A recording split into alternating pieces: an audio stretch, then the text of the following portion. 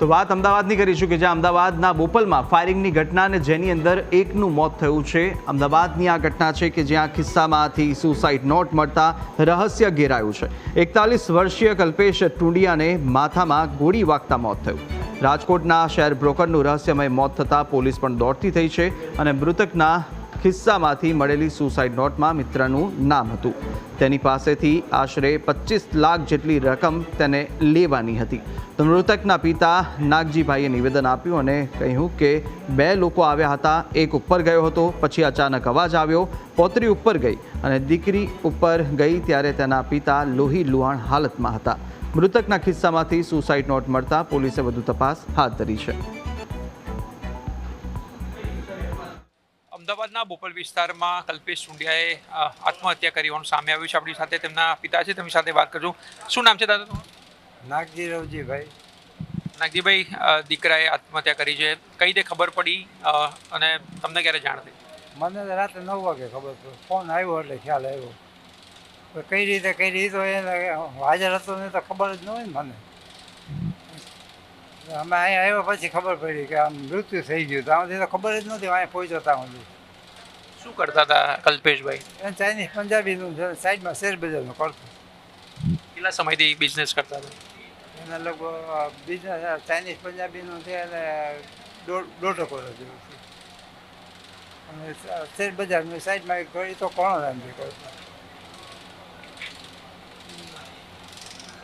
કોઈ મળવા આવ્યું હતું ખરું એમને? તમને કોઈ ખ્યાલ છે? એમ કહે છે પણ મને તો કંઈ ખ્યાલ ન હોય ને, હું હાજર નહોતો એટલે એમ બેબી એમ કહે કે 2 જણા આવ્યા હતા, ઉપર ગયા વાતચીત કરીને પછી કલ્પેશ હેઠો તો એની યારે વાત કરી કે હમણાં આવું। ઓલા તો હેઠે ઊભા હતા, રાહ જોતા।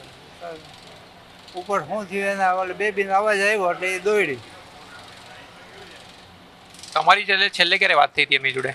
હા, 4-5 દિવસ પહેલાં 3 તારીખે અમારી બેબીનો જન્મદિન હતો ને એટલે વિડીયો કોલથી વાત થઈ હતી। તમે ક્યાં રહો છો? હું રાજકોટ। કોઈના પર શંકા ખરી તમને? નહીં, કોઈ સંખ્યા ક્યાંથી હોય? એમને કોઈ ટેન્શન રહેતું હોય કે તમને વાત કરી હોય તો એવું કંઈ? ના, ટેન્શન બીજું કાંઈ નહોતું, પણ ધંધો વચમાં નહોતો એટલે એ ટેન્શન નહીં એમ હતો। ફૂડકોર્ટનો કરતો ને એમાં મહિનોથી બંધ રહ્યો ને, કારીગર નહોતો, ધંધો બંધ રહ્યો। કારીગરના હિસાબે તો પછી ટેન્શનમાં આવી ગયો। મહિનાનું લગભગ ₹1 લાખ તો ખર્ચ ચડતું, મકાન ભાડું, ફૂડકોર્ટનું ભાડું, માણસ બધું, પછી ટેન્શનમાં હોય એ રીતે। કારણ કે મહિનાથી બંધ રહ્યો એટલે બીજી તો આવક ન હોય ને પછી।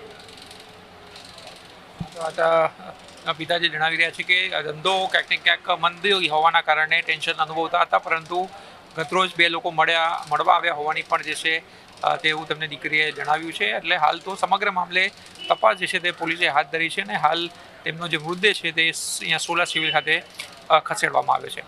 કેમેરામેન ઓમ પટેલ સાથે આશુતોષ ઉપાધ્યાય, ન્યૂઝ કેપિટલ, અમદાવાદ।